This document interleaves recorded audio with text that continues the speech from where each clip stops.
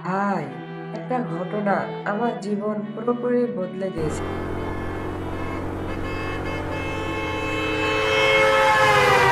ইসমাইল ছিটকে পড়ে।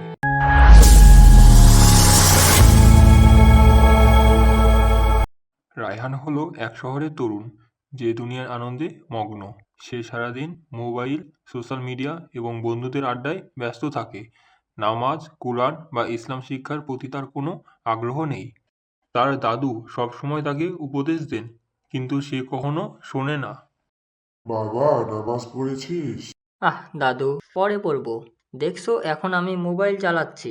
আহ, দাদু দীর্ঘশ্বাস ফেলেন। তিনি জানেন একদিন রায়হান বুঝবে। একদিন রায়হান দেখতে পায় তার পুরনো বন্ধু ইসমাইল বদলে গেছে। আগে তারা একসঙ্গে আড্ডা দিত, গেম খেলতো, কিন্তু এখন ইসমাইল নিয়মিত নামাজ পড়ে, কুরআন পড়ে এবং তার মধ্যে এক ধরনের প্রশান্তি দেখা যায়। তুই এত বদলে গেলি কিভাবে? ভাই, একটা ঘটনা আমার জীবন পুরোপুরি বদলে দিয়েছে। একদিন রাত 11টার দিকে ইসমাইল মোটরসাইকেল চালিয়ে ঘুরতে বার হয়েছিল। তখন হঠাৎ রাস্তার মাঝখানে একটি ট্রাকের হর্ন শুনতে পায়।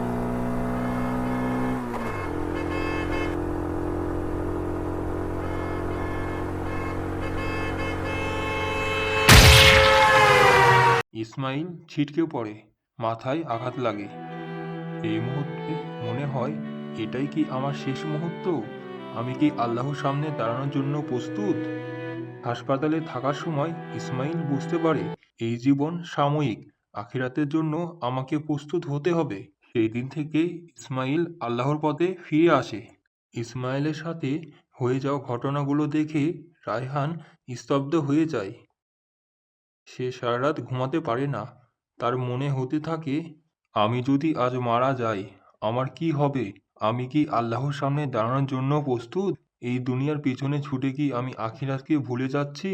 সে ভাবে, আমি তো শুধু দুনিয়া নিয়ে পাগল, আমার আখিরাতের কি হবে? এভাবে চিন্তা করতে করতে বেশ কিছুদিন কেটে যায়। রায়হানের মনে এক অদ্ভুত অস্থিরতা কাজ করছিল। 3 দিন ধরে তার মাথায় একটাই প্রশ্ন ঘুরপাক খাচ্ছিল, আমি কি আল্লাহর কাছে ফিরে যেতে পারবো? অবশেষে এক সকালে সে নিজের মধ্যে পরিবর্তন আনার সিদ্ধান্ত নেয়। প্রথম দিন সে সবার সাথে হাসি মুখে সালাম দেওয়া শুরু করে। আগের মতো অহংকার নিয়ে নয়, বরং আন্তরিকভাবে কথা বলে। দ্বিতীয় দিন সে দাদুর কাছ থেকে ইসলাম সম্পর্কে জানতে চায়। দাদুর চোখে আনন্দে চকচক করে ওঠে, যেন বহুদিন পর প্রিয় নাতি সঠিক পথের দিকে এগোচ্ছে। তৃতীয় দিন সে ভালো কাজ করতে শুরু করে, যেমন ময়লা পড়ে থাকলে তুলে ফেলা, ছোটদের আদর করা, সবার সাথে ভালো ব্যবহার করা।